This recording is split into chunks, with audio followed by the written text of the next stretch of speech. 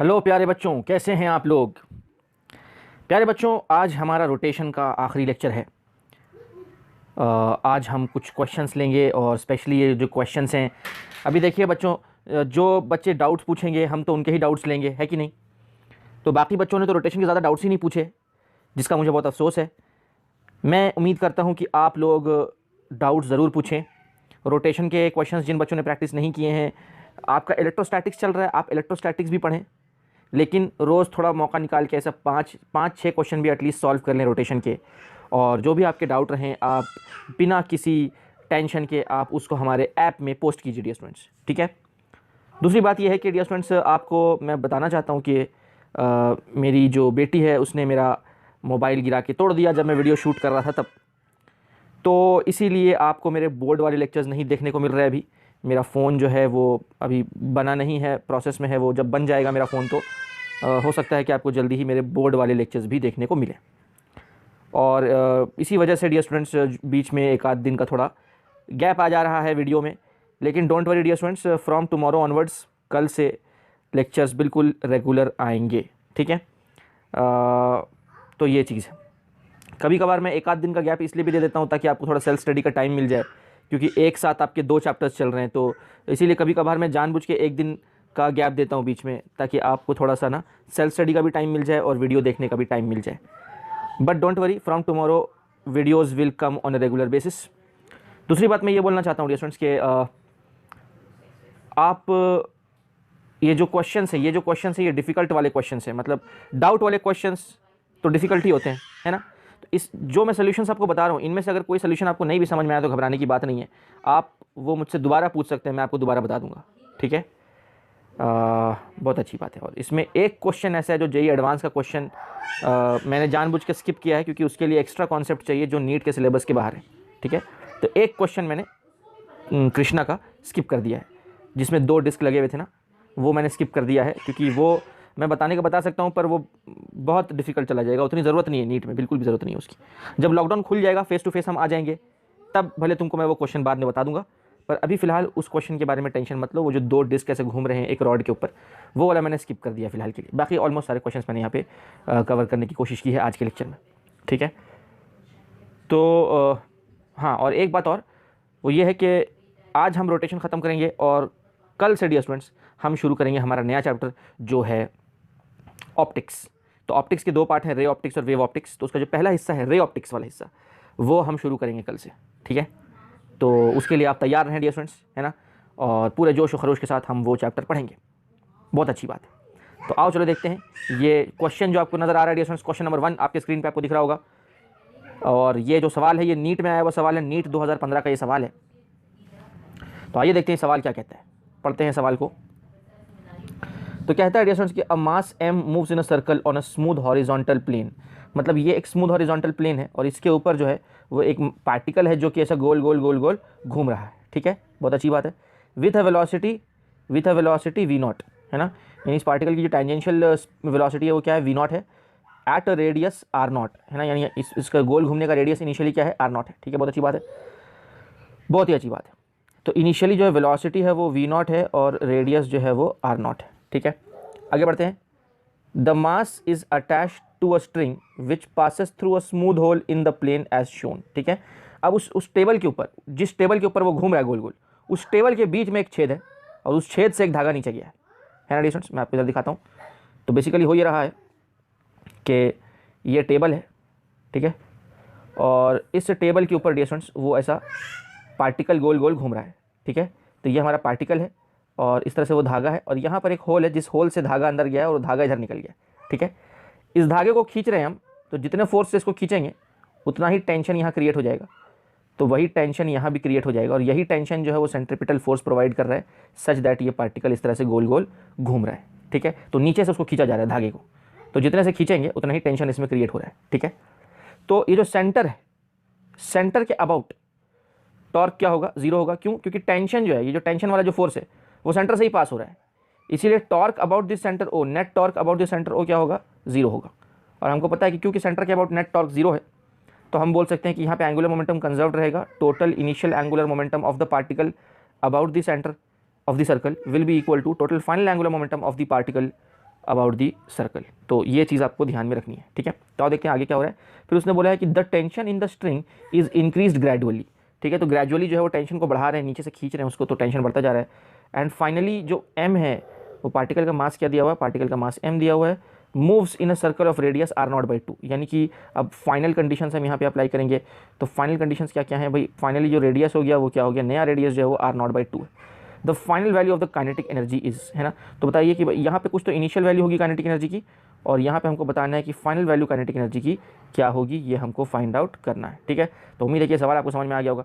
तो अब final kinetic energy find out करने के लिए हमें तो फाइनल वेलोसिटी चाहिए होगी, तो फिर वही करेंगे हम, कंजर्वेशन ऑफ एंगुलर मोमेंटम यहाँ पे अप्लाई कर देंगे। तो let's apply the law of conservation of angular momentum.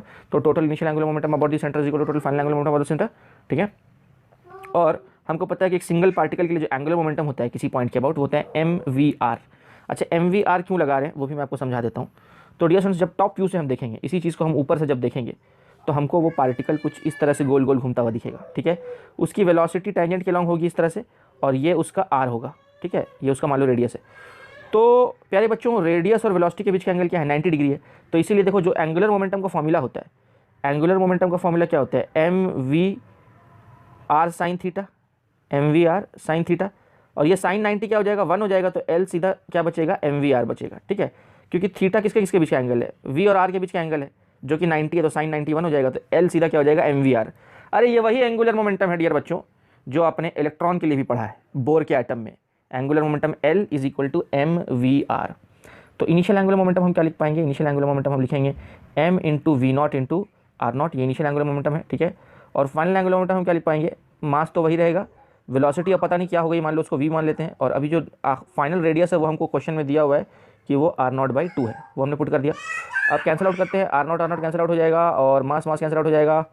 तो यहाँ से V क्या बचेगा, V बचेगा 2 टाइम्स V0। जाहिर सी बात है, रेडियस घट रहा है तो ओमेगा बढ़ेगा, यानी वेलोसिटी भी बढ़ जाएगी, ठीक है। तो ये हमारी फाइनल वेलोसिटी आ गई उस पार्टिकल की, ठीक है। बहुत अच्छी बात है। तो अब उस पार्टिकल की जो फाइनल काइनेटिक एनर्जी होगी वो हम क्या बोल पाएंगे, half into M into V का स्क्वायर। और इस V को अगर हम V0 के टर्म्स में लिखें, ये इक्वेशन नंबर 1 का यूज़ करके, तो हम क्या लिख पाएंगे, हाफ इंटू M इंटू और V का स्क्वायर यानी कि 2V0 का स्क्वायर, जिसको अगर हम फर्दर सॉल्व करें तो वो कुछ इस तरह से हो जाएगा, half into M into 4V0 का स्क्वायर, ठीक है। और ये 2 यहाँ से कैंसिल कर देंगे, 2 2 4, तो ये हो जाएगा 2mV0 का स्क्वायर। यानी फाइनल काइनेटिक एनर्जी क्या आ गई डियर स्टूडेंट्स, 2mV0 का स्क्वायर। ऐसा कोई ऑप्शन है, आप देखें 2mV0 का स्क्वायर, ये पहला ऑप्शन इज़ द सही जवाब, ठीक है। तो उम्मीद है डियर स्टूडेंट्स कि ये आपको समझ में आ गई होगी बात। तो मैं चाहूँगा कि आप वीडियो को पॉज करके ये कॉपी डाउन कर लें।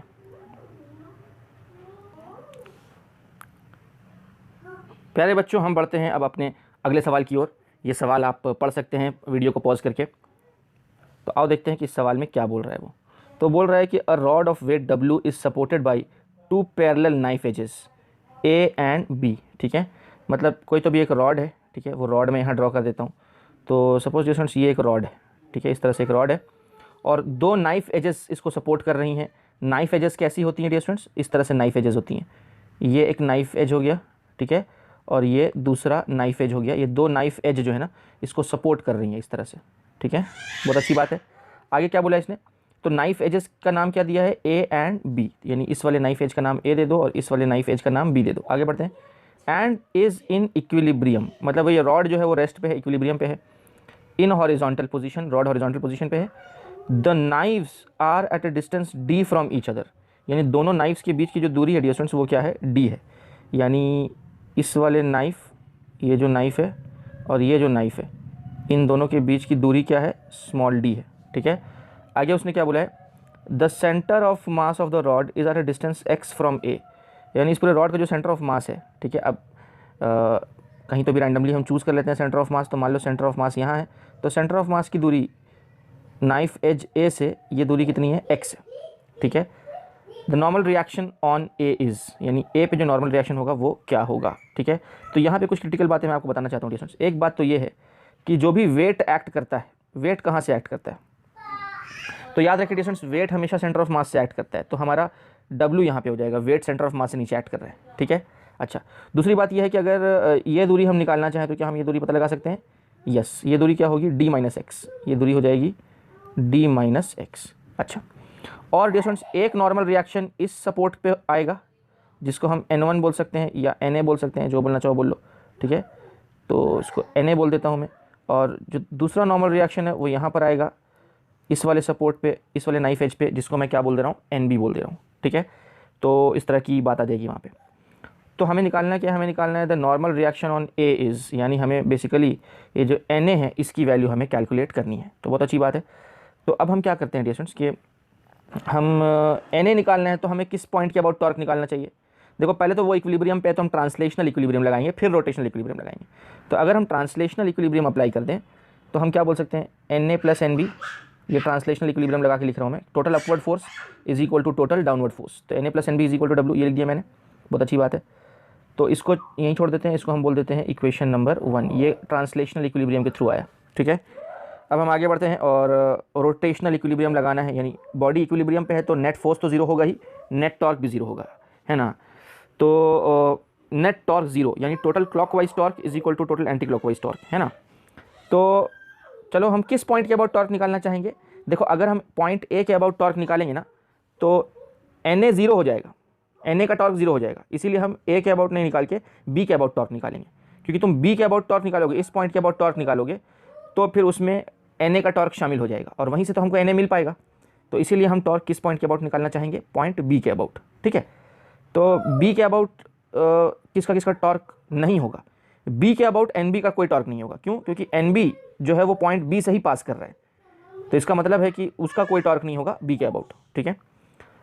तो net torque about, net torque हम निकाल रहे हैं डियर स्टूडेंट्स किस पॉइंट के अबाउट, अबाउट पॉइंट बी हम निकाल रहे हैं, ठीक है। तो वो क्या होगा वो मैं नीचे लिख रहा हूँ।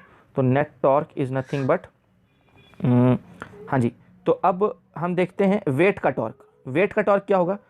देखो वेट जो है पॉइंट बी के अबाउट, वेट पॉइंट बी के अबाउट कैसा घुमा रही होगी उस बॉडी को, वेट पॉइंट बी के अबाउट उस बॉडी को एंटी क्लॉकवाइज घुमाना चाह रही होगी, है ना।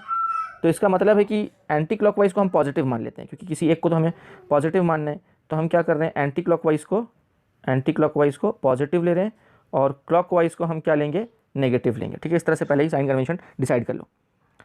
हम किसी भी एक को पॉजिटिव और किसी एक को भी नेगेटिव ले सकते हैं। तो फिलहाल मैं एंटी क्लॉकवाइज को पॉजिटिव ले रहा हूँ। तो हमने देखा कि ये जो वेट है, वेट इस बॉडी को कैसा घुमा रहा है उस पॉइंट के अबाउट, एंटी क्लॉकवाइज घुमा रहा है, एंटी क्लॉकवाइज घुमाने की कोशिश कर रहा है घुमाने की, है ना। एंटी क्लॉकवाइज घुमा पा नहीं रहा है, सक्सेसफुल नहीं हुआ वो, बस कोशिश कर रहा है वो। तो उसका टॉर्क हम क्या लिखेंगे, एंटी क्लॉकवाइज हमने पॉजिटिव लिया है तो प्लस W इंटू डी, ठीक है। ये वेट का टॉर्क हो गया। और Na का टॉर्क क्या होगा, Na का टॉर्क कैसा घुमा रहा है, अगर आप डायग्राम में देख रहे हैं तो पॉइंट बी के अबाउट Na बॉडी को कैसा घुमाना चाह रहा है, क्लॉकवाइज घुमाना चाह रहा है, क्लॉकवाइज घुमाना चाह रहा है। इसका मतलब है कि उसका टॉर्क क्या होगा, नेगेटिव होगा। तो माइनस Na, अरे सॉरी एक यहाँ मिस्टेक कर दिया मैंने,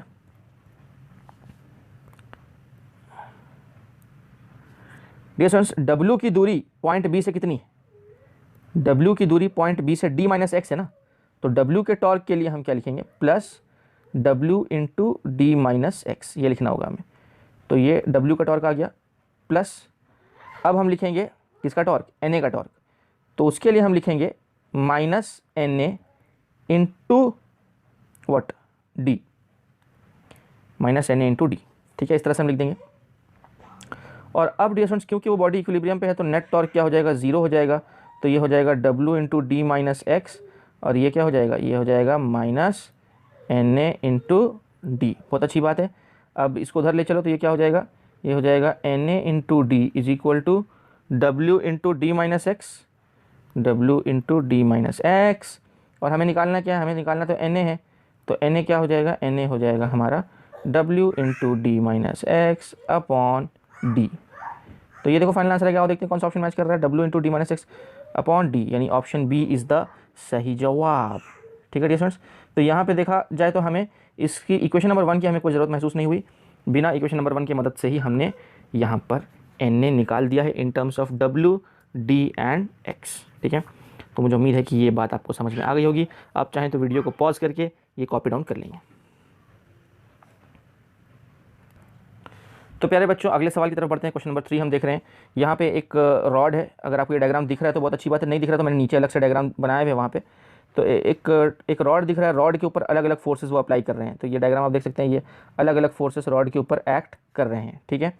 तो वो सभी फोर्सेस को मैंने नीचे डायग्राम में ड्रॉ किया है, और उसने बोला है कि रॉड की टोटल लेंथ जो है वो 3 मीटर है, ठीक है। और यहाँ पर ये लेंथ L/2 है, ये लेंथ L/2 है, ठीक है। यानी कि जाहिर सी बात है कि ये जो लेंथ है ये 1.5 और ये 1.5 होगा। क्यों? क्योंकि L/2 का मतलब 1.5 है, क्योंकि L यहाँ क्या दिया हुआ है, 3 मीटर दिया हुआ है, ठीक है। और उसने अल्टीमेटली निकालने के लिए क्या बोला है, ए के अबाउट, पाइवट ए के अबाउट नेट टॉर्क निकालना है, टोटल टॉर्क। ये आप देख सकते हैं, टोटल टॉर्क हमें कैलकुलेट करना है अबाउट पाइवट ए, ठीक है। तो ए के अबाउट नेट टॉर्क क्या होगा वही हमें निकालना है। यानी यहाँ पर इस डायग्राम में आप देख सकते हैं ए के अबाउट नेट टॉर्क क्या होगा वही हमें निकालना है। तो आप देखते हैं डियर स्टूडेंट्स, ए के अबाउट हम नेट टॉर्क कैसे निकाल सकते हैं। तो कुछ नहीं, हमें फोर्सेस को रिजॉल्व करना पड़ेगा पहले तो डियर स्टूडेंट्स देखो, ये 50 न्यूटन की वजह से तो कोई टॉर्क नहीं होगा। क्यों नहीं होगा? क्योंकि इसका लाइन ऑफ एक्शन, अगर इसके लाइन ऑफ एक्शन को हम पीछे लेके जाएंगे तो इसका लाइन ऑफ एक्शन उसी पॉइंट से पास कर रहा है, तो इसीलिए इसके वजह से तो पॉइंट ए के अबाउट कोई टॉर्क नहीं होगा, ठीक है। बहुत अच्छी बात है। अब क्या करते हैं, पहले 90 न्यूटन से शुरू करते हैं। तो 90 न्यूटन को मैं 2 कॉम्पोनेंट में रिजॉल्व कर रहा हूँ। तो एक कॉम्पोनेंट ऐसा होगा डियर स्टूडेंट्स इसका, और एक कॉम्पोनेंट ऐसा होगा, ठीक है। लेकिन 90 न्यूटन की वजह से भी उस पॉइंट के अबाउट कोई टॉर्क नहीं होगा, क्योंकि 90 न्यूटन का भी लाइन ऑफ एक्शन उसी पॉइंट से पास कर रहा है, इसीलिए इसकी वजह से भी कोई टॉर्क नहीं होगा। अब अल्टीमेटली 3 फोर्सेस बचते हैं, ये 80 न्यूटन वाला, ये 70 न्यूटन वाला और ये 60 न्यूटन वाला। इन तीनों की वजह से ही टॉर्क होगा। तो इनके कंपोनेंट्स हम देख लेते हैं। तो ये 80 न्यूटन के कंपोनेंट्स में बनाऊंगा, तो एक कंपोनेंट ये होगा और एक कंपोनेंट ये होगा, ठीक है। तो ये जो कंपोनेंट है इसको मैं बोलूँगा 80 sin 30, ठीक है। और इस कंपोनेंट को लिखने की ज़रूरत नहीं, क्योंकि इसके वजह से कोई टॉर्क नहीं होगा, क्योंकि ये वाले कंपोनेंट का लाइन ऑफ एक्शन उसी पॉइंट से पास हो रहा है। तो इसके लिए तो कोई टॉर्क होगा ही नहीं, तो उसको लिखने की ज़रूरत ही नहीं है। और ये 70 न्यूटन वाले को अगर हम रिजॉल्व करें तो इसको भी 2 कंपोनेंट होंगे, एक कंपोनेंट ये होगा और एक कंपोनेंट ये होगा। पर ये नीचे वाले कंपोनेंट को लिखने की कोई ज़रूरत नहीं है, क्योंकि नीचे वाले कंपोनेंट का भी लाइन ऑफ एक्शन उसी पॉइंट से पास होगा, तो उसके वजह से भी कोई टॉर्क नहीं होगा। मैं ये लिख देता हूँ, ये हो जाएगा 70 cos 60, ये वाला कंपोनेंट हो जाएगा, ठीक है। बहुत अच्छी बात है। और ये क्या इस 60 न्यूटन को रिजॉल्व करने की ज़रूरत है? कोई ज़रूरत नहीं है, क्योंकि वो ऑलरेडी परपेंडिकुलर है, ठीक है। उस रॉड की लेंथ के ऑलरेडी वो परपेंडिकुलर है। यानी आर क्या होता है? आर ये होता है ना, देखो ये जिस पॉइंट के अबाउट हमें टॉर्क निकालना है उस पॉइंट से पॉइंट ऑफ एप्लीकेशन की दूरी, तो आर के तो वो पहले से परपेंडिकुलर ही है, तो इसीलिए उसको रिजॉल्व करने की कोई ज़रूरत नहीं है। बहुत अच्छी बात है, हमने सबको रिजॉल्व कर लिया। अब डायरेक्शन भी हम तय कर लेते हैं, जो हम पिछले केस में ही देख चुके हैं कि एंटी क्लॉकवाइज वाले टॉर्क को हम क्या लेंगे, एंटी क्लॉकवाइज वाले को हम लेंगे पॉजिटिव, और क्लॉकवाइज वाले को हम क्या लेंगे, नेगेटिव लेंगे, ठीक है। एंटी क्लॉकवाइज और ये क्लॉकवाइज, तो ये हमने तय कर लिया। अब step by step net torque हमें निकालना है, तो हम सारे टॉर्क निकालते हैं यहाँ पे नेट टॉर्क के लिए। तो डियर स्टूडेंट्स, नेट टॉर्क जब मैं लिखूँगा टाउ नेट, तो टाउ नेट क्या होगा, टाउ 1 + टाउ 2 + टाउ 3। ये 3 फोर्सेस की वजह से ही टॉर्क है, 60, 70 और 80, ये 3 फोर्सेस की वजह से ही टॉर्क है। तो अब मैं टाउ 1, टाउ 2, टाउ 3 लिखता हूँ बारी बारी से। तो सबसे पहले हम देखते हैं 60 न्यूटन वाले को। किसको देख रहे हैं हम? 60 न्यूटन वाले फोर्स को देखेंगे डियर स्टूडेंट्स। तो आओ देखते हैं 60 न्यूटन वाला फोर्स किस तरह से बॉडी को घुमा रहा है। तो 60 न्यूटन वाला फोर्स पॉइंट ए के अबाउट, 60 न्यूटन वाला फोर्स पॉइंट ए के अबाउट बॉडी को कैसे घुमाना चाहेगा, पॉइंट ए के अबाउट क्लॉकवाइज घुमाना चाहेगा। यानी 60 न्यूटन वाले के लिए जो टॉर्क होगा वो क्या होगा, नेगेटिव होगा, ठीक है। तो उसका नेगेटिव टॉर्क मैं आपको लिख के दिखाता हूँ dear students. So let's write the negative torque. तो नेट टॉर्क में लिख रहा हूँ टाउ 1 क्या होगा, -60 × 1.5, फोर्स इंटू दूरी, है ना, ये लिख दिया मैंने। देखो 60 न्यूटन वाले की दूरी कितनी है, पॉइंट ऑफ जिस पॉइंट के ऊपर टॉर्क निकालना है वहाँ से उसकी दूरी 1.5 है, तो इसीलिए 1.5 से उसको मल्टीप्लाई किया, ठीक है। अब हम बात करते हैं डियर स्टूडेंट्स, ये 80 sin 30 वाले कंपोनेंट की हम बात करेंगे, ठीक है। तो अगर हम उस कंपोनेंट की बात करें तो वो वाला कंपोनेंट जो है वो पॉइंट ए के अबाउट किस तरह से बॉडी को घुमाने की कोशिश करेगा, एंटी क्लॉकवाइज, यानी उसका टॉर्क जो है वो पॉजिटिव होगा। तो हम फिर से फोर्स इंटू दूरी करेंगे, तो फोर्स है 80 sin 30 और दूरी इसकी भी 1.5 ही है, ठीक है। तो 80 sin 30 × 1.5, तो प्लस में लिखूँगा प्लस 80 sin 30 × 1.5, ठीक है। और तीसरा टॉर्क भी अब लिख देते हैं यहाँ पे। तीसरा टॉर्क किसकी वजह से होगा, इस वाले कंपोनेंट की वजह से होगा। तो चलो इसका ये भी किस तरह से घुमाना चाहेगा, पॉइंट ए के अबाउट बॉडी को एंटी क्लॉकवाइज ही घुमाना चाहेगा, तो इसका भी टॉर्क क्या होगा, पॉजिटिव होगा। तो फोर्स इंटू दूरी, तो यानी 70 cos 60, और इसकी दूरी कितनी है, यानी पॉइंट ए से उसकी दूरी कितनी है, ये दूरी तो टोटल 3 मीटर है। तो 70 cos 60 प्लस करके लिखता हूँ मैं 70 cos 60 × दूरी 3, ठीक है। बहुत अच्छी बात है। अब थोड़ा सा हम इसमें कैलकुलेशन कर लेंगे डिस्टेंस, तो कैलकुलेशन करके हमको क्या मिलेगा, इसको सॉल्व करेंगे तो यहाँ पे हमको मिल जाएगा -90, ठीक है, और इसको सॉल्व करेंगे तो हमें मिल जाएगा 60, और इसको सॉल्व करेंगे तो हमको मिल जाएगा 105। आप चाहें तो क्रॉस चेक करके देख सकते हैं डिस्टेंस, ठीक है। और इसको फर्दर अगर मैं आगे सॉल्व करूँ तो इसको सॉल्व करने के बाद मुझे अल्टीमेटली +75 न्यूटन इंटू मीटर, ये हमको इतना टॉर्क मिल जाएगा। प्लस साइन क्या बता रहा है, प्लस हमने किसको क्या लिया हुआ है, तो आप डिस्टेंस चाहें तो यहाँ देख सकते हैं, प्लस का मतलब एंटी क्लॉकवाइज, जो हमने पहले ही तय कर लिया था, यानी anti clockwise net torque anti clockwise sense में लगेगा, और उसका मैग्नीट्यूड क्या होगा, उसका मैग्नीट्यूड होगा 75 न्यूटन इंटू मीटर। ये मैग्नीट्यूड हो गया और एंटी क्लॉकवाइज उसकी दिशा हो गई। इसको हम वेक्टर फॉर्म में भी लिख सकते हैं डिस्टेंस। वेक्टर फॉर्म में अगर लिखोगे तो नेट टॉर्क वेक्टर फॉर्म में क्या होगा, वो होगा 75 के कैप प्लस के कैप। प्लस के कैप मतलब बाहर की तरफ, मतलब ये होता है ना बाहर की तरफ ऐसा, ठीक है। तो एंटी क्लॉकवाइज मतलब फिंगर्स को इस तरह से कर्ल करो तो थंब हमको ये देगा ना, थंब ये वाली दिशा देगा, यानी प्लस के कैप देगा, ठीक है। और अगर हम फिंगर्स को क्लॉकवाइज कर्ल करते तो फिर हमें थंब अंदर की तरफ मिलता है, यानी माइनस के कैप की तरफ मिलता, ठीक है। लेकिन एनीवेज इसमें इस केस में तो ये एंटी क्लॉकवाइज है, यानी कि ये प्लस के कैप की तरफ टॉर्क की दिशा होगी, ठीक है। तो बहुत अच्छी बात है, उम्मीद है कि आपकी बात समझ में आ गई हो। तो आओ ऑप्शन चेक कर लेते हैं, यानी सही ऑप्शन जो है वो चौथा ऑप्शन इज़ द सही ऑप्शन, ठीक है। बहुत अच्छी बात है, आगे बढ़ते हैं डिस्टेंस अगले सवाल की ओर। सवाल नंबर 4। अब ये थोड़ा सा क्रिटिकल सवाल है, क्रिटिकल इस सेंस में कि थोड़ा सा मिस्टेक है इस सवाल में डिस्टेंस। इसने क्या बोला, और थोड़ा सवाल फटाफट हम पढ़ लेते हैं। आप चाहें तो वीडियो पॉज करके सवाल पढ़ के कोशिश कर सकते हैं सॉल्व करने की। तो उसने बोला circular disc of moment of inertia IT, ठीक है। तो मतलब एक सर्कुलर डिस्क है जो इनिशियली घूम रहा है अपना, और इसका जो मोमेंट ऑफ इनर्शिया है इस एक्सिस के अबाउट, उसका मोमेंट ऑफ इनर्शिया क्या है, IT है, ठीक है। तो is rotating in horizontal plane about its symmetry axis with a constant angular speed omega I। तो इनिशियली इसका जो ओमेगा है वो ओमेगा I से अपना घूम रहा है, ठीक है। आगे बोला कि another disc of moment of inertia IB is dropped coaxially, ठीक है। तो फिर बाद में क्या हुआ कि ये तो अपना बेचारा घूम ही रहा था और इसके ऊपर गिरा दिया गया एक दूसरा डिस्क, ठीक है। तो एक दूसरा डिस्क में ड्रॉ कर देता हूँ, जो इसके ऊपर टपका दिया गया। तो ये टपक गया, ये टपक के आ गया एक दूसरा डिस्क इसके ऊपर कोएक्सियली, यानी दोनों का एक्सिस क्या है, सेम है, कोएक्सियली आ गया। सच दैट ये जो काला वाला डिस्क आया है, इस काले वाले का जो मोमेंट ऑफ इनर्शिया है इस एक्सिस के अबाउट वो क्या है, IB है, ठीक है। और लाल वाले का तो अपना IT था ही, लाल वाले का अपना IT तो था ही। और अभी मान लो जो उसने फिर आगे क्या बोला है, तो initially the second disc has 0 angular speed, यानी ये जो काला डिस्क ऊपर से टपका उसकी इनिशियली कोई एंगुलर वेलोसिटी नहीं थी, लेकिन ये पूरा सिस्टम जो है वो इवेंचुअली ओमेगा F से घूमने लगा। यानी अब जो फाइनल ओमेगा हो चुका है इस पूरे सिस्टम का वो ओमेगा F है। ये पूरा सिस्टम 2 डिस्क का जो कंप्लीट सिस्टम है, ये एंटायर सिस्टम अब ओमेगा F से घूमने लगा है। तो पूछा कि energy lost by the initially rotating disc to friction is, ठीक है, कितने एनर्जी का लॉस हुआ। तो जाहिर सी बात है पहले तो ओमेगा ज़्यादा होगा और बाद में ओमेगा क्या हो जाएगा, कम हो जाएगा। क्यों भाई, तो पहले ओमेगा ज़्यादा होगा और बाद में ओमेगा कम हो जाएगा, ऐसा क्यों, क्योंकि मोमेंट ऑफ इनर्शिया बढ़ गया। पहले एक अकेला डिस्क था, अब 2 डिस्क आ गए, तो टोटल मोमेंट ऑफ इनर्शिया बढ़ गया। तो यहाँ पर क्या हो जाएगा, ओमेगा घट जाएगा डिस्टेंस। तो उम्मीद आपको ये बात समझ में आ रही होगी ओमेगा क्यों घट जाएगा। तो अब चलो क्या करना है यहाँ पे हमें, पहले तो हम एंगुलर मोमेंटम कंजर्वेशन लगा लेते हैं, क्योंकि कोई एक्सटर्नल फोर्स नहीं है, सिर्फ इंटरनल फोर्स है, फ्रिक्शन तो इंटरनल होता है, एक्सटर्नल तो 0 है फोर्स। तो एक्सटर्नल फोर्स 0 है तो एक्सटर्नल टॉर्क भी 0 है, और एक्सटर्नल टॉर्क 0 है तो एंगुलर मोमेंटम कंजर्वेशन यहाँ पे हम अप्लाई कर सकते हैं। अब इनिशियल एंगुलर मोमेंटम क्या है, इनिशियली तो भाई मोमेंट ऑफ इनर्शिया ये है और ओमेगा ये है। तो इनिशियली तो हम लिख सकते हैं IT इंटू ओमेगा I, ये I ओमेगा इनिशियली। और फाइनली क्या हो गया, फाइनली भाई अब तो 2 डिस्क है तो दोनों का हमको एंगुलर मोमेंटम लेना पड़ेगा, दोनों सेम सेंस में ही घूम रहे हैं, तो इसीलिए दोनों का एंगुलर मोमेंटम सेम दिशा में होगा, तो दोनों एड अप हो जाएंगे। तो IB into omega F plus IT into omega F, क्योंकि दोनों सेम दिशा में ही अब एक साथ एक सिस्टम बन के घूम रहे हैं, तो दोनों का एंगुलर मोमेंटम सेम दिशा में, दोनों पॉजिटिव ले लेते हैं, तो दोनों का ऐड कर दिया। और हम चाहें तो ये कॉमन भी निकाल सकते हैं, तो यहाँ से ऐसा हो जाएगा IT इंटू ओमेगा I, ठीक है, अपॉन देखो यहाँ से, चलो मैं इस तरह से लिख देता हूँ। तो यहाँ से अगर ओमेगा F में कॉमन निकाल दूँ तो अंदर क्या बचेगा, IB प्लस IT। तो इस टर्म को मैं उधर भेज दूंगा तो क्या बचेगा हमारे पास, तो मैं इस तरह से आपको बताता हूँ डिस्टेंस। तो अगर हम इस टर्म को उधर भेज दें तो हमारे पास अल्टीमेटली बचेगा omega F is nothing but IT into omega I upon IB plus IT, ठीक है, ये हमारे पास बचेगा अल्टीमेटली। तो ये ओमेगा F की वैल्यू आ गई, लेकिन हमें ये नहीं निकालना है, हमें निकालना है लॉस ऑफ एनर्जी, ठीक है। तो लॉस ऑफ एनर्जी के लिए मैं क्या लिखूंगा, और चलो देखते हैं अगले पेज पे लॉस ऑफ एनर्जी। तो भैया लॉस ऑफ एनर्जी यानी लॉस ऑफ काइनेटिक एनर्जी, क्योंकि काइनेटिक एनर्जी का तो लॉस और तो कोई लॉस नहीं है। तो लॉस ऑफ एनर्जी जो है वो क्या होगा, final kinetic energy minus initial kinetic energy. Final kinetic energy होगा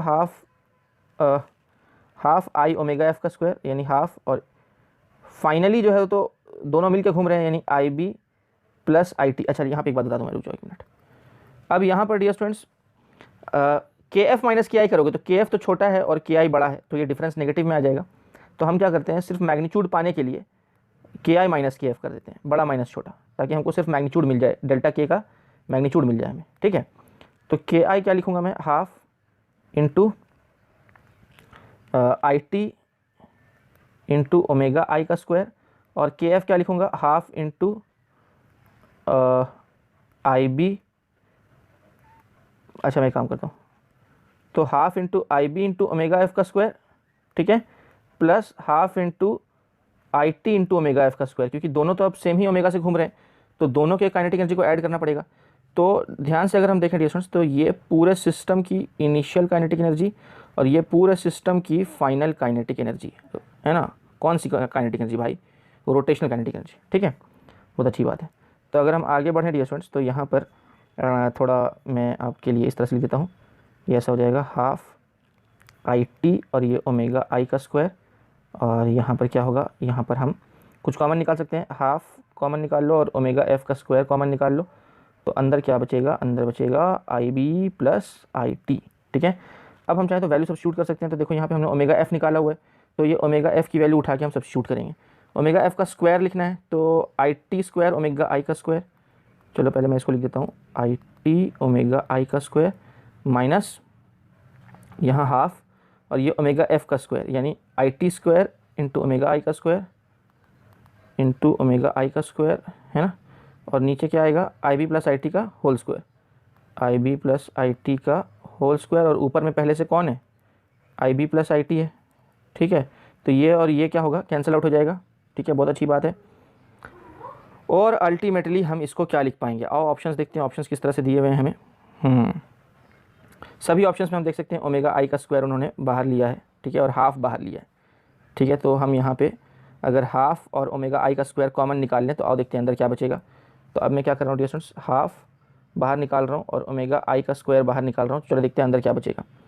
तो अंदर बचेगा, ये निकाल लिया, ये निकाल लिया, तो यहाँ अंदर क्या बचेगा, आई टी माइनस, और दूसरे वाले टर्म में यहाँ से भी हमने हाफ निकाल लिया और ओमेगा आई का स्क्वायर निकाल लिया, तो I T square upon I B plus I T, I T square upon I B plus I T, इस तरह से बचेगा।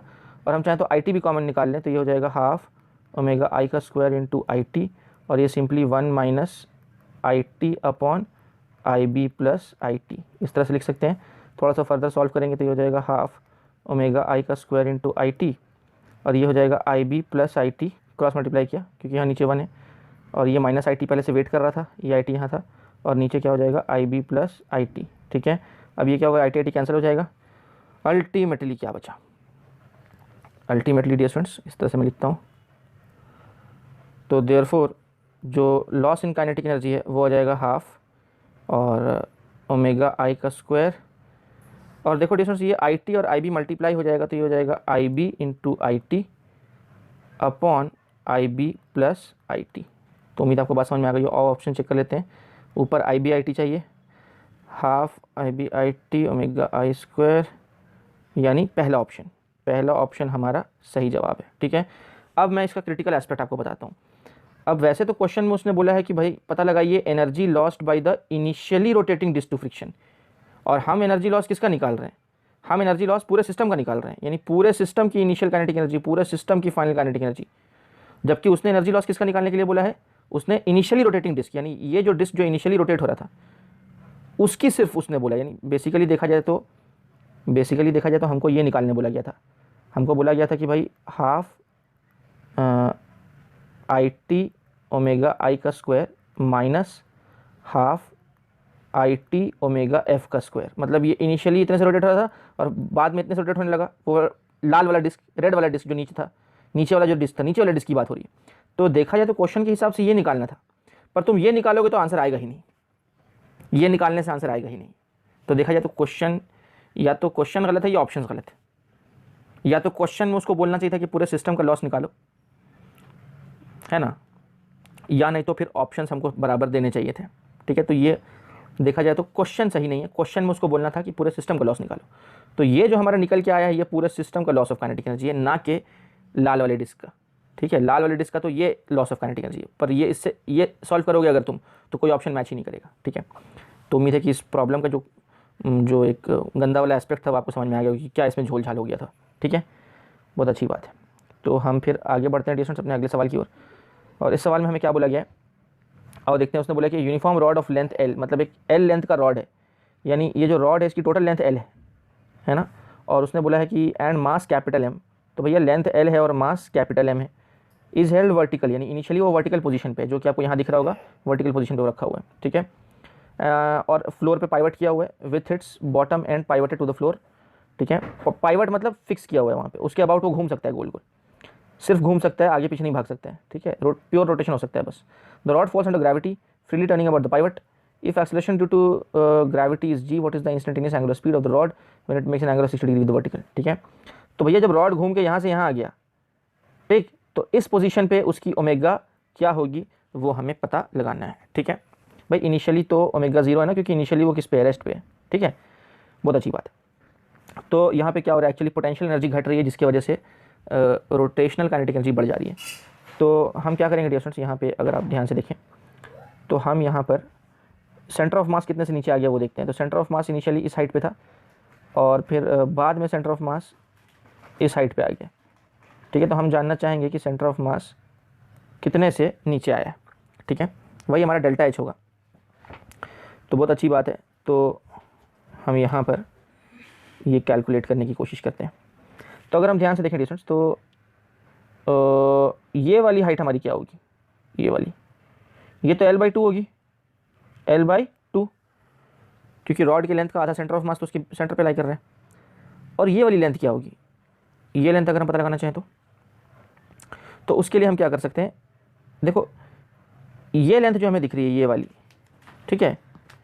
तो यहाँ पे अगर मैं रेक्टेंगल तैयार करूँ, ठीक है, तो ये L/2 cos 60 होगा, ये क्या होगा L/2 cos 60 होगा, क्योंकि ये L/2 cos 60 है, ये L/2 cos 60 है, तो ये भी L/2 cos 60 होगा, ठीक है, क्योंकि ये L/2 है, ये वाला L/2 है। समझ आ रही है आप बात को, करके देख लेना आप, ठीक है। ये सर्कुलर मोशन में हमने बहुत बार पढ़ा है ये सब, ठीक है। तो मुझे उम्मीद है कि आपको आता ही होगा, पहले से नहीं आता होगा तो मुझसे पूछ लेना, है ना, मैं दोबारा से बता दूंगा। तो बेसिकली देखा जाए तो ये जो हमारा डेल्टा एच था, ये एक्चुअली आपको समझ में आ गया वो क्या है, ठीक है। तो mg इंटू डेल्टा एच, मतलब ये हमारी डिक्रीज इन पोटेंशियल एनर्जी है, which gets converted into increase in the kinetic energy, और काइनेटिक एनर्जी 0 से क्या हो गई, हाफ आई ओमेगा स्क्वायर हो गई, ठीक है। तो ये भैया इसमें कन्वर्ट हो गया, ठीक है। और ये प्योरली रोटेशनल काइनेटिक एनर्जी है, क्योंकि पाइवट के अबाउट ये क्या परफॉर्म कर रहा है, प्योर रोटेशन परफॉर्म कर रहा है ना, तो इसीलिए सिर्फ रोटेशन वाली काइनेटिक एनर्जी ली है, ना कि ट्रांसलेशन वाली या रोलिंग वाली, है ना, प्योर रोटेशन हो रहा है उसका। तो बस यहाँ पुट कर दो वैल्यूज़, तो ये हो जाएगा mg इंटू डेल्टा एच, और डेल्टा एच क्या है L/2 माइनस L/2 cos 60, ठीक है, ये हमारा डेल्टा एच हो गया। और ये हाफ आई मतलब अभी रॉड अपने एंड के अबाउट घूम रहा है, तो एंड के अबाउट जो मोमेंट ऑफ इनर्शिया है वो क्या होगा, वो होगा ml²/3 इंटू ओमेगा का स्क्वायर, और यही ओमेगा बेसिकली हमें निकालना है, ठीक है। तो इसको अगर हम फर्दर सॉल्व करें तो ये देखो, ये m और m को तो हम कैंसिल आउट कर सकते हैं, ठीक है। और ये सिंपली हो जाएगा g, और ये हो जाएगा L/2 माइनस L/4, क्योंकि ये cos 60 1/2 होता है, ठीक है। और इधर क्या हो जाएगा, इधर हो जाएगा L²/6 इंटू ओमेगा स्क्वायर, ठीक है। बहुत अच्छी बात है, थोड़ा फर्दर सॉल्व करते हैं इसको। तो यहाँ पे क्या कर लो, इंटू 2 कर लो, ऊपर भी इंटू 2 हो जाएगा, तो 2l minus L is L/4, ठीक है।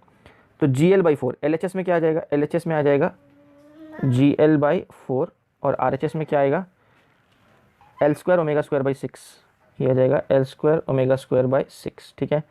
बस ये L और ये L को कैंसिल आउट कर दो, और ये 2 2 और ये 2 3 और इसको उधर भेज दो, तो ये हो जाएगा 3g/2, और नीचे में L आ जाएगा, और इधर ओमेगा स्क्वायर हो जाएगा, और फिर अल्टीमेटली ओमेगा हमारा क्या आ जाएगा, √3g/2l। आओ देखते हैं कोई ऑप्शन मैच कर रहा है कि नहीं, √3g/2l, ये रहा चौथा ऑप्शन हमारा सही जवाब है। तो उम्मीद है डिस्टेंस ये भी आपको बात समझ में आ गई होगी, बहुत अच्छी बात है। और अब ये आखिरी क्वेश्चन मैं आपको बता दूँ डिस्टेंस, आज का आखिरी सवाल, और ये जेईई मेंस का सवाल है, थोड़ा क्रिटिकल है, और थोड़ा समझने की कोशिश करते हैं इसको। तो पहले सवाल पढ़ते हैं हम। तो उसने बोला हुप, अब ये हुप क्या होता है, हुप को समझो रिंग, हुप एक तरह का क्या होता है, रिंग जैसा ही होता है वो, ठीक है, चूड़ी जैसा, ठीक है। और आगे उसने बोला hoop of radius r and mass m rotating with N angular velocity omega naught, है ना, मतलब वो हुप जो था, हुप किस तरह से था भाई, हुप इस तरह से ग्राउंड के ऊपर हुप हमारा आगे बढ़ रहा था, कितने एंगुलर वेलोसिटी से, ओमेगा नॉट एंगुलर वेलोसिटी से, ठीक है। तो भैया is placed on a rough horizontal surface, the initial velocity of the centre of the hoop is zero. मतलब इनिशियली जो हुप के सेंटर ऑफ मास की वेलोसिटी है वो क्या है, जीरो है। मतलब सेंटर ऑफ मास की ये वाली वेलोसिटी होती है ना, वही वाली वेलोसिटी इनिशियली क्या है, जीरो है। मतलब वो सिर्फ गोल घूम रहा है, आगे नहीं बढ़ रहा है इनिशियली। फिर उसको रख दिया गया ग्राउंड पे, रखते ही वो आगे बढ़ने लगेगा, ठीक है। तो उसने बोला है कि what will be the velocity of the centre of the hoop when it ceases to slip. मतलब इनिशियली वो स्लिप करता हुआ आगे बढ़ेगा, फिर वो प्योर रोलिंग परफॉर्म करने लगेगा। याद रखना, कोई भी बॉडी अगर इनिशियली स्लिप करती है तो कुछ दूर बाद जाने के बाद वो प्योर रोलिंग परफॉर्म करने लग जाती है। कुछ दूर जाने के बाद वो प्योर रोलिंग परफॉर्म करने लग जाती है, इस बात को याद रखना है आपको, ठीक है। तो क्योंकि फ्रिक्शन उसके ओमेगा को कम करता जाता है और अल्टीमेटली जो है वो V equal to R omega हो जाता है। वी बढ़ता जाता है, ओमेगा कम होता जाता है, जिसकी वजह से अल्टीमेटली जो है V equal to R omega हो जाता है और वो बॉडी पहले भले स्लिप कर रही हो लेकिन कुछ दूर बाद जाने के बाद वो प्योर रोलिंग परफॉर्म करने लग जाती है। तो अब मान लो सेंटर ऑफ मास के बाद जो उसका एंगुलर वेलोसिटी वो ओमेगा हो चुका है, ओमेगा नॉट से घट के ओमेगा हो गया मान लो, और जो सेंटर ऑफ मास है उसकी वेलोसिटी अब बढ़ के क्या हो चुकी है, अब मान लो उसकी वेलोसिटी बढ़ के वी हो चुकी है, ठीक है। तो बहुत अच्छी बात है। तो यही वी हमें निकालना है। देखो आखिरी line, velocity of the centre of the hoop when it ceases to slip, यानी अब प्योर रोलिंग होने लगी है। यानी यहाँ पर अब वी इक्वल टू क्या हो चुका है, आर ओमेगा हो चुका है, प्योर रोलिंग हो रही है अब, ठीक है। तो बताइए कि ये वी की वैल्यू क्या होगी, और ये वी की वैल्यू किसके टर्म्स में निकालना है। ऑप्शन अगर हम देखें तो आर और ओमेगा नॉट के टर्म्स में निकालना है, यानी इनिशियल ओमेगा के टर्म्स में निकालना है। तो भाई फाइनल ओमेगा और इनिशियल ओमेगा का क्या रिलेशनशिप हो सकता है, तो वो हमको एंगुलर मोमेंटम कंजर्वेशन लगाना पड़ेगा। अब देखो डिस्टेंस, एंगुलर मोमेंटम कंजर्वेशन हम किस पॉइंट के अबाउट लगा पाएंगे, क्योंकि यहाँ जाहिर सी बात है फ्रिक्शन है और उसी फ्रिक्शन ने जो है ओमेगा को कम किया और वी को बढ़ाया, जिसके वजह से V equal to R omega हो पाया, है ना। क्योंकि इनिशियली तो बॉडी इम्प्योर रोलिंग परफॉर्म कर रही थी, बाद में प्योर रोलिंग परफॉर्म करने लगी। तो इसी बात को ध्यान में रखते हुए एक क्रिटिकल कॉन्सेप्ट है जो मैं आपको यहाँ पे बता देता हूँ कि कभी भी अगर तो हम पॉइंट ऑफ कॉन्टैक्ट के अबाउट अगर एंगुलर मोमेंटम कंजर्वेशन लगाएं, देखो पॉइंट ऑफ कॉन्टैक्ट यहाँ नीचे है। पॉइंट ऑफ कॉन्टैक्ट, फ्रिक्शन वहीं से पास हो रहा है। फ्रिक्शन कहाँ से पास हो रहा है, फ्रिक्शन जो है वो पॉइंट ऑफ कॉन्टैक्ट से ही पास हो रहा है। तो देखा जाए तो mg जो है, mg भी पॉइंट ऑफ कॉन्टैक्ट से ही पास हो रहा है, नॉर्मल जो है वो भी पॉइंट ऑफ कॉन्टैक्ट से ही पास हो रहा है और फ्रिक्शन भी पॉइंट ऑफ कॉन्टैक्ट से ही पास हो रहा है। तीनों के लाइन ऑफ एक्शन जो है, तीन ही फोर्सेस लग रहे हैं यहाँ पे और तीनों का line of action point of contact से ही पास हो रहा है। इसका मतलब है कि पॉइंट ऑफ कॉन्टैक्ट के अबाउट नेट टॉर्क जो है वो हमेशा क्या आने वाला है, जीरो आने वाला है। कहाँ, हॉरिजॉन्टल प्लेन के ऊपर। हॉरिजॉन्टल प्लेन के ऊपर जो net torque tau net about point of contact will always be equal to zero. तो भैया जिस पॉइंट के अबाउट नेट टॉर्क जीरो है उस पॉइंट के अबाउट हम एंगुलर मोमेंटम कंजर्व कर सकते हैं, है ना। तो हम उस पॉइंट के अबाउट एंगुलर मोमेंटम कंजर्व कर सकते हैं जिस पॉइंट के अबाउट नेट टॉर्क जीरो। तो we will conserve angular momentum about the point of contact, about point of contact, ठीक है। तो भाई टोटल इनिशियल एंगुलर मोमेंटम क्या है बोलो सिस्टम का, तो वो मैं अब लिखने लगा हूँ यहाँ पे, total initial angular momentum point of contact के अबाउट। तो वो हम अगर ध्यान से देखें तो देखो v तो जीरो है, इनिशियली v तो जीरो है, तो सिंपली आई ओमेगा होगा, यानी अच्छा आई ओमेगा, तो मैं यहाँ लिख रहा हूँ आई इंटू ओमेगा नॉट। इनिशियली तो एंगुलर मोमेंटम ये है, तो ये मैं इनिशियल एंगुलर मोमेंटम की वैल्यू लिख रहा हूँ यहाँ पे। और फाइनल एंगुलर मोमेंटम, अभी जो फाइनल एंगुलर मोमेंटम इसकी अगर हम बात करें तो उसके लिए मैं क्या लिखूँगा, उसके लिए मैं लिखूँगा आई इंटू ओमेगा प्लस, देखो पॉइंट ऑफ कॉन्टैक्ट के अबाउट बात चल रही है, तो पॉइंट ऑफ कॉन्टैक्ट के अबाउट इसका सेंटर ऑफ मास जो है वो ट्रांसलेशन भी परफॉर्म कर रहा है। तो अब क्या होगा, ट्रांसलेशन की वजह से भी एक एंगुलर मोमेंटम आएगा और रोटेशन की वजह से भी एक एंगुलर मोमेंटम आएगा। तो ट्रांसलेशन की वजह से जो एंगुलर मोमेंटम है वो क्या होता है हमें पता है, वो होता है m into V into R होता है, ठीक है। तो ये जो एंगुलर मोमेंटम है ये ट्रांसलेशन की वजह से है और ये जो एंगुलर मोमेंटम है वो रोटेशन की वजह से, क्योंकि यहाँ पर बॉडी का ट्रांसलेशन और रोटेशन दोनों हो रहा है। पर इनिशियली क्या हो रहा था, इनिशियली सिर्फ रोटेशन हो रहा था, ट्रांसलेशन इनिशियली नहीं हो रहा था। इसलिए इनिशियली हमने सिर्फ क्या लिखा, रोटेशन की वजह से जो एंगुलर मोमेंटम होता है आई इंटू ओमेगा वो लिखा, ट्रांसलेशन वाला एंगुलर मोमेंटम हमने इनिशियली नहीं लिखा, ठीक है। तो इस बात को हमें ध्यान में रखना है कि जब बॉडी प्योर रोलिंग परफॉर्म करती है या रोलिंग परफॉर्म करती है तो रोलिंग परफॉर्म करते समय उसका जो टोटल एंगुलर मोमेंटम होगा वो translational angular momentum plus rotational angular momentum दोनों का सम होगा, ठीक है। तो इस चीज़ को हमको ध्यान में रखना है। तो अब बस यहाँ पे आई की वैल्यू क्या है, क्योंकि एक हुप रिंग होता है, हुप क्या होता है, रिंग होता है, तो रिंग आई को मैं लिखता हूँ mr² और ये ओमेगा नॉट लिख दिया, ठीक है। और ये आई और ये ओमेगा क्या हो जाएगा, v अपॉन आर हो जाएगा और plus m into V into R हो जाएगा। सब कुछ v के टर्म्स में हम लिखना चाह रहे हैं और ओमेगा नॉट छोड़ दो क्योंकि फाइनल ऑप्शंस में ओमेगा नॉट भी है, ठीक है। तो प्यारे बच्चों अब यहाँ पे हम क्या करते हैं, यहाँ पे हम ये आई की जो वैल्यू है वो हम सब्स्टिट्यूट कर देते हैं। तो चलो हम देखते हैं इसके बाद क्या होगा। इसके बाद होगा M R square omega naught, और आर एच एस में क्या होगा, आर एच एस में होगा आई ओमेगा। तो ये आई की वैल्यू, ये आई वी अपॉन आर, तो आई वी अपॉन आर मतलब आई वी अपॉन आर प्लस इधर क्या है एम वी आर है, तो ये लिख दिया मैंने एम वी आर। और अब ये क्या होगा, आर स्क्वायर कैंसिल हो गया, तो M V R plus M V R ये हो जाएगा 2 एम वी आर। और इधर क्या है हमारा M R square omega naught है, निकालना क्या है, निकालना हमें वी है, ठीक है। तो अब क्या होगा, ये एम और एम कैंसिल आउट हो जाएगा, और ये आर स्क्वायर और आर कैंसिल आउट हो जाएगा, तो वी अल्टीमेटली क्या हो जाएगा, R omega naught upon 2। That's it, यही हमारा आंसर है, यानी ऑप्शन बी हमारा सही जवाब है, आर ओमेगा नॉट अपॉन 2। तो उम्मीद है कि ये पूरी की पूरी बात आपको समझ में आ गई वीडियो स्टूडेंट्स। तो बस इसी के साथ साथ जो है आज का जो है ये मामला ख़त्म हुआ, इसी के साथ साथ रोटेशन जो है उसका दी एंड हो गया, और फिर हम कल से शुरू करेंगे ऑप्टिक्स। Over and out.